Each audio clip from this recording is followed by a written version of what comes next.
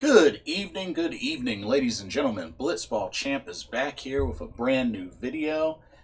And I just wanted to take a little bit of time to talk about a few things that have happened recently over the past two or 3 days. But yeah, so let's get right into this.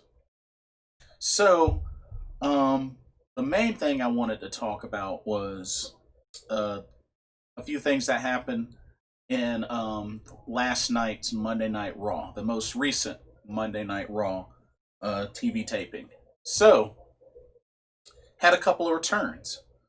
Um, Bianca Belair returned to team up with Ruby Riott to take on the Iconics, to take on and defeat the Iconics. I thought that was really interesting that this is how Bianca Belair returns, teaming up with Ruby Riott. Not necessarily, you know, the team idea many would think of, but it's good to see Bianca Belair back on Raw and just back on TV. You know what I mean? So hopefully they'll continue to insert her into the picture and who we'll have to see how it goes. But we got to get a lot of these superstars back on camera if possible and really start pushing them. So good for Bianca, and also Shayna Baszler return. Laid waste to Tozawa's ninjas, scared off R-Truth and Akira Tozawa as well, and cut a promo. So it looks like we'll hopefully be seeing more of Shayna Baszler. This seems like the Shayna Baszler that has been known to wreak havoc in the women's locker room, strike fear into them. So it's looking like this may be the Shayna Baszler that we're going to be getting. And it'll be interesting to see the direction that they take her, especially being that Vince was not really digging Shayna, but she's back in the picture now, so it'll be interesting to see what the WWE does with her. But the main thing that I'm actually very excited about, so more Kairi Sane talk. I know it's been excessive, but just bear with me. So the Kabuki Warriors, Sasha Banks and Bayley, were in the main event. Once again, the ladies stealing the show in the main events. This was a tag title match where Sasha and Bayley defended against Asuka and Kairi Sane of the Kabuki Warriors. Great match. Really, really great match. I really liked how they showcased Kairi Sane. Although I did think it was kind of crazy that leading up to Sasha Banks putting the bank statement on Kairi and her submitting like pretty much instantly, Sasha got hit with three moves, one of them including Kairi's finisher, the insane elbow. She got also hit by the flying Kabuki elbow as well as a Alabama slam, and then just out of nowhere reverses into the bank statement, gets a quick tap out victory. I just felt like either that was just how they wanted to make Sasha look really, really strong going into the Extreme Rules, which I understand, but just I don't know, it just seemed like they could have done it a little bit differently, especially after the damage she took and then just instantly turns the tide like that. But that's just me. But great main event. But it was what happened on Raw Talk that really got me buzzing. So the Kabuki Warriors were guests on Raw Talk. And Samoa Joe posed the question to Kairi, what were to happen, if both Asuka and Kairi were to face each other, one on one, maybe even for the title, what would, how does she feel about that? And of course, Kairi, said that if Asuka, retains, wins at Extreme Rules, then afterwards she would be ready for Asuka. And of course, Asuka, accepts and reiterates that she wants to face Kairi. And Kairi pointed out that it was her dream. It was her dream. And this is true. I don't remember how far back this was, but I knew that Asuka was Kairi Sane's dream opponent from an interview that they both had in Singapore, where she confirmed. The last question that was asked was to her, like, who would her dream opponent be? And she said Asuka. So I was really, really hoping that at some point in time that this was going to happen, whether it be through Asuka turning on Kairi or vice versa, and some sort of build up in order for this to happen. But with that sequence happening on Raw Talk, and of course, friendly challenge, friendly competition, they're still cool.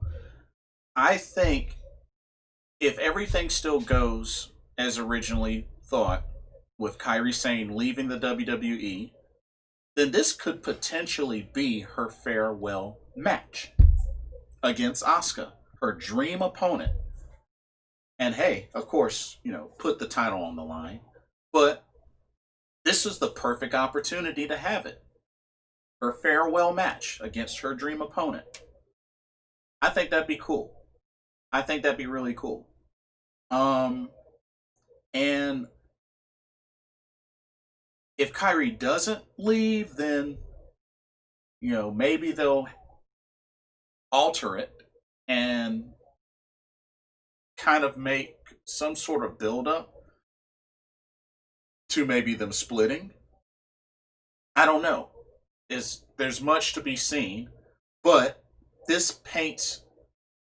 I feel like this paints a clear picture of an idea of Asuka being Kairi's final opponent in her farewell match as she is getting ready to leave the WWE.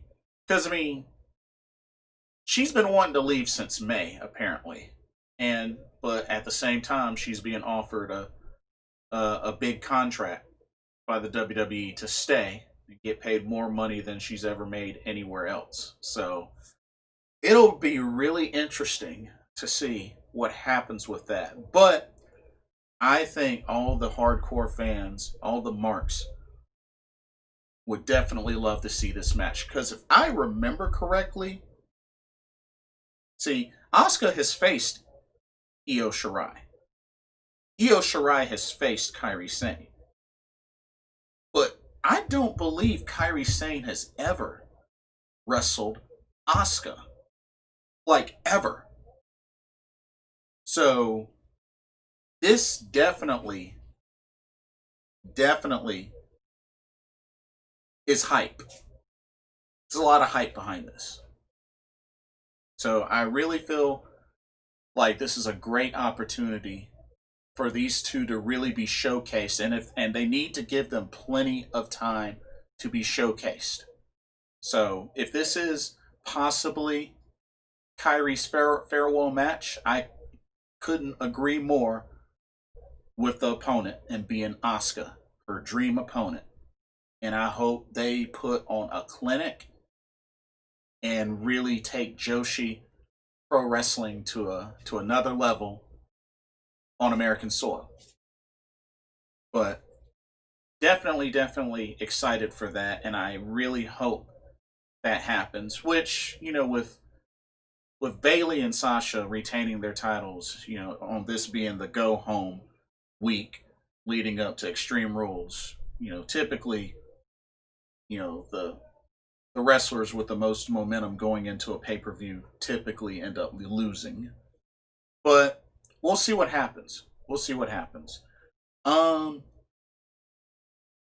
that's pretty much all. Oh, one other thing. Actually, two other things.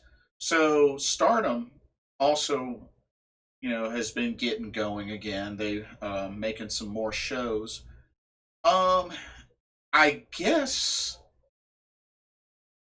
Jungle Kiona is the new leader of Tokyo Cyber Squad. I guess because of course we all know that Hana Kimura is no longer here. She passed away. She was the original leader of Tokyo Cyber Squad, but the stable is still going strong, and I'm guessing from the unit promos, I'm guessing Jungle Kiona's the new leader, which wouldn't surprise me. I mean, she's led her own stable in the past, so this wouldn't surprise me if she was the new leader of Tokyo Cyber Squad. But but yeah, I mean, if that's the case, that's cool. I would have thought maybe they would retire that, maybe to honor Kimura, but hey, they're keeping the stable going strong, so I'm down with it. I'm definitely down with it. So anyway, and one other thing, I just wanted to discuss, and this really just got me thinking quite a bit. A good friend of mine, shared this with a group of our pro wrestling friends. Shout out to that demo guy. Pointed out something really, really, really interesting, and he made a really good point. Of course, we got the pandemic going on, the EXO crisis, and New Japan Pro Wrestling. It wasn't that long ago. Just started back with live shows, and for the finals of New Japan Cup and for Dominion, they invited a live crowd. And if I remember correctly, I believe they opened up the venues to between, what is it, 30 or 40% capacity. And at those venues, or at least for Dominion, I don't know if this was for both the finals and Dominion, but they had about 7,000 in attendance for these events. So about 7,000, give or take more or less. I don't remember the accurate number, but it was at least around that number, which I think is impressive for 30, 40% capacity. Um every last one of those 7,000, when they cut the camera to the folks in the crowd throughout the show, every last one of those in attendance had on face masks. Like I said, with the exception of the wrestlers competing, every last one of those in attendance had on face masks.